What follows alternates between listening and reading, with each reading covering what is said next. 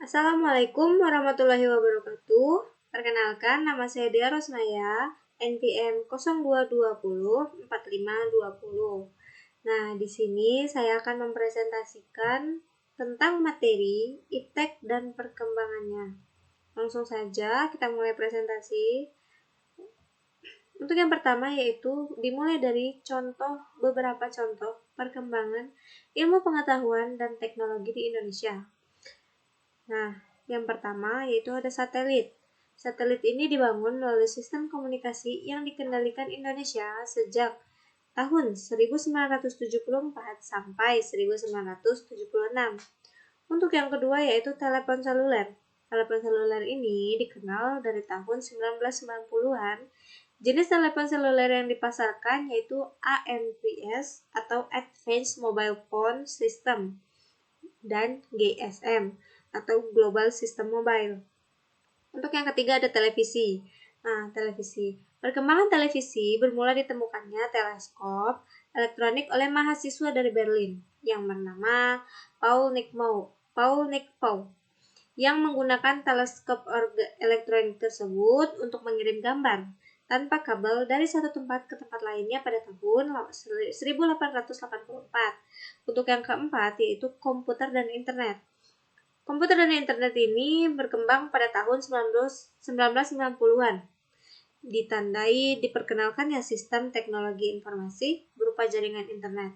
Contohnya email, chatting, atau VoIP. Untuk yang kedua yaitu perkembangan dari iptek tersebut.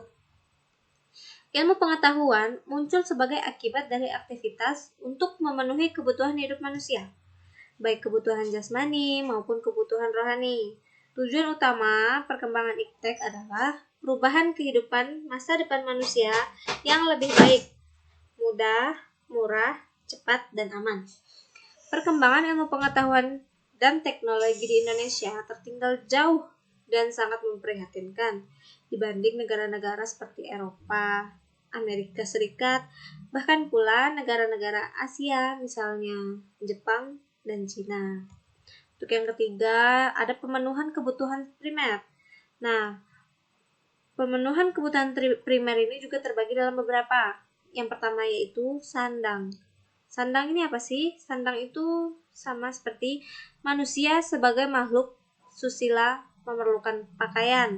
Mula-mula pakaian yang dikenakan hanya untuk menutupi aurat saja. Kemudian pakaian juga berfungsi sebagai melindungi diri dari serangan panas matahari dan udara dingin. Untuk yang kedua, pangan. Nah, pangan merupakan kebutuhan pokok manusia untuk dapat bertahan hidup. Kebutuhan pangan terus meningkat baik kualitas maupun kuantitasnya, sejalan dengan meningkatnya jumlah penduduk. Untuk yang ketiga yaitu papan. Dalam masa yang masih tradisional, rumah sangat bergantung pada bahan-bahan yang ada di sekitarnya.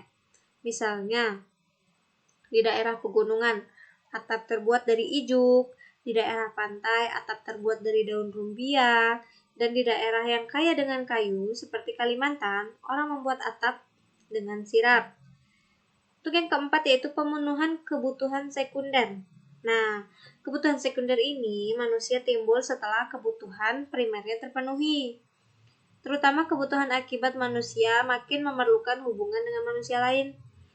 Antara lain diperlukan industri untuk memenuhi kebutuhan manusia secara massal. Transportasi yang diperlukan untuk mengangkat barang-barang kebutuhan dari satu daerah ke daerah lainnya. Kesehatan makin terjamin, dan lain sebagainya. Nah, pemenuhan kebutuhan sekunder ini juga terbagi dalam beberapa hal. Yang pertama adalah bidang industri.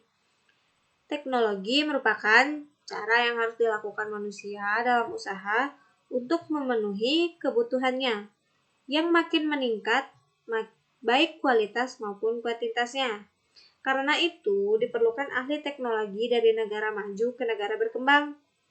Nah, proses pengambil alihan ini memerlukan perhitungan yang matang agar teknologi yang baru dapat diterima dan digunakan oleh masyarakat pada waktu itu, serta sifatnya harus bisa melindungi teknologi yang telah ada.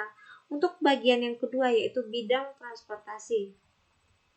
Penemuan roda memegang peranan penting transportasi, Karena dengan roda yang bentuknya bundar dapat diperlukan gerakan yang mudah.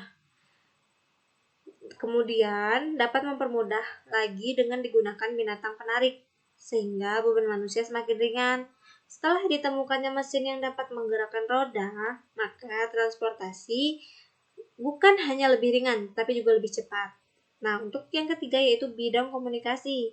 Kemajuan di bidang komunikasi ini dengan ditemukannya telegraf yang masih mempergunakan kawat oleh Samuel Morse tahun 1832.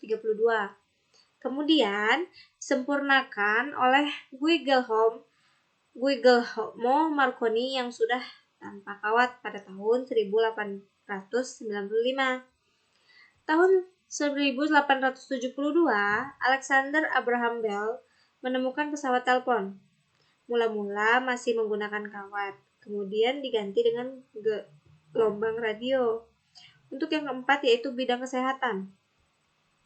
Kebutuhan akan kesehatan makin dirasakan oleh manusia, sehingga usaha untuk memerangi penyakit yang semakin menjadi sumber malapetaka makin giat dilakukan. Sementara itu, manusia di bumi jumlahnya cukup banyak. Timbul penyakit-penyakit baru yang sifatnya psikis, antara lain kekalutan mental yang dapat berkembang menjadi frustasi.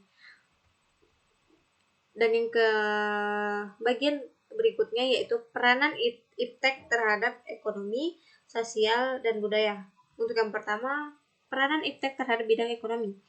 Nah, masalah kebutuhan primer, sekunder, tersier, maupun masalah sumber daya alam sebenarnya secara tidak langsung sudah mengemukakan masalah ekonomi.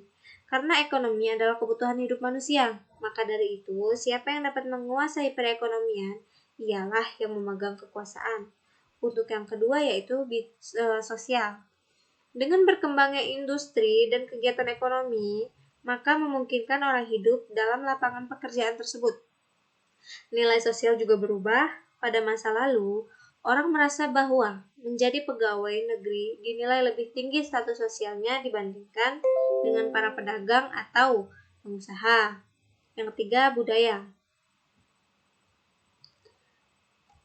Budaya dapat terwujud tiga hal, yaitu ide atau gagasan, tingkah laku atau tindakan, dan benda atau barang yang dihasilkan oleh manusia.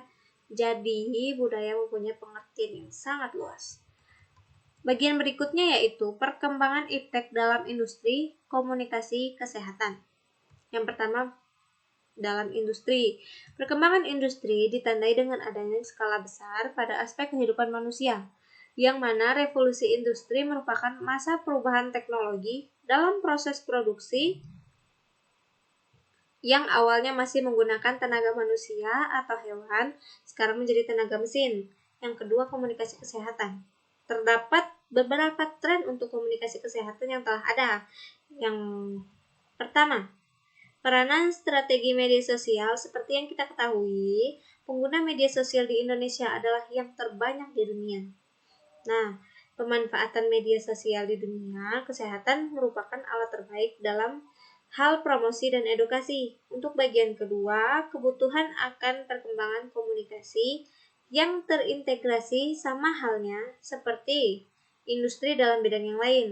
Industri kesehatan pun membutuhkan strategi komunikasi yang berkaitan antara satu dengan yang lain. Yang ketiga, pertumbuhan secara cepat dalam mobile marketing. Teknologi mobile yang saat ini berkembang dengan cepat dan dimanfaatkan oleh para profesional kesehatan dalam memberikan informasi kepada pasien. Baiklah, itu presentasi dari saya mengenai iptek dan perkembangannya. Saya Dea Rusnaya mengakhiri presentasi saya. Wassalamualaikum warahmatullahi wabarakatuh.